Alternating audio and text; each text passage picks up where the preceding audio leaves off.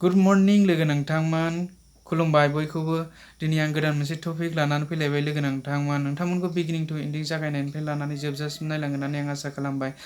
आरो साबस्क्राइब खालाम लाइक खालाम आरो कमेन्ट खालाम आरो हागौमानि शेयार खालामनानै हो लोगो नोंथांमोन आरो आगदाथिंजाय थानाय नटिफिकेसन बेलखौ थुनानै होनो दाबाव लोगो नोंथांमोन दिनै आं नोंथांमोननि सिगाङाव सेंग्राफ्रा गाव गावनि गार्लफ्रेन्डखौ बांसिनै माबे नोजोरजों मोजां मोनो नोंथांमोननि सिगाङाव फोरमायनो सानदों लोगो नोंथांमोन गार्लफ्रेन्डनिसिम मोनसे रिक्वेस्ट खालामबाय सोरबाया दुखु मोननो हागौ दुखु मोननो नाङा लोगो नोंथांमोन आं गासैखौबो होननानै बुङाखै लोगो नोंथांमोन बांसिनानो मोजां मोनोसो होननानै बुंदों लोगो नोंथांमोन गार्ल होननाय मोनब्रै आखु थायो लोगो नोंथांमोन GIRL जि जेनेरेटर जोनोमगिरि बिमा बिफा जानांगोन जाहैदों लोगो नोंथांमोन आइ इन्टेलिजेन्ट एसेबाबो रोंगौथि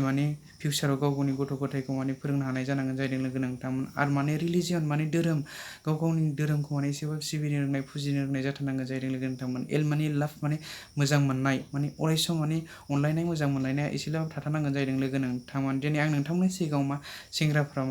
गाव गावनि गार्लफ्रेन्डखौ बांसिनै माबे नोजोरजों मोजां मोनो नोंथांमोननि सिगाङाव फोरमायबाय लोगो नोंथांमोन आं रेकमेन्डेड